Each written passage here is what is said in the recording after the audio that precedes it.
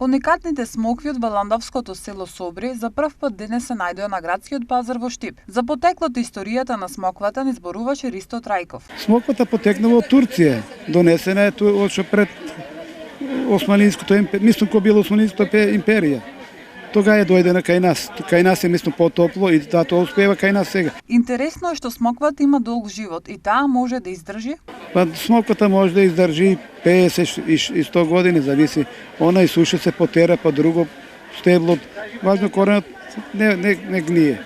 Смоквата е овошје кое не сака пестициди. Не се прска смоквата никогаш. Не се прска, еколошко е здраво. Значи Процесот на садење и одгледување смоква е следен. саде се мислам на нива, па после растојание на 4-5 метра едно од друго стебло, па се ора, па се крои, па се навод. Оваа година водата е битна за квалитетот на смоквата. Сега како што е жешко времето, мора без наводување не бива ништо. Оваа година е сушна година, гледаш, толку е сушна, ако нема вода, листот паѓа, нема и смок.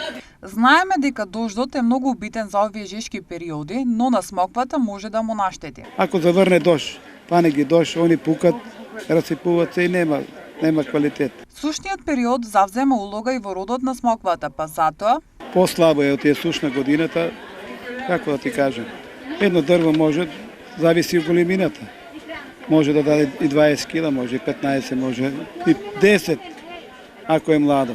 поради жешките температури оваа година смоквите созреа порано. Смоквите созреваат, оваа година почна пред Илин ден, а другите години почнуваше после половината од август. Собирањето на плодот од смоквата и не е толку лесен, затоа што Многу е тешко. Брањето смокви не е да зрее наеднаш. Едно стебло може да една берба да има и кило и две. Рачуни се бера преко ден. Секој ден не се збира. И сега ако имаш 50 стебла, по 2 кила, 100 кила може да се береш. Преко ден. А сега зависи колку. од смоква може да направите. Со смоква се прави сладко, се прави мармалад. Цената на смоквата е Ега смоквата е сега 60 динара кило.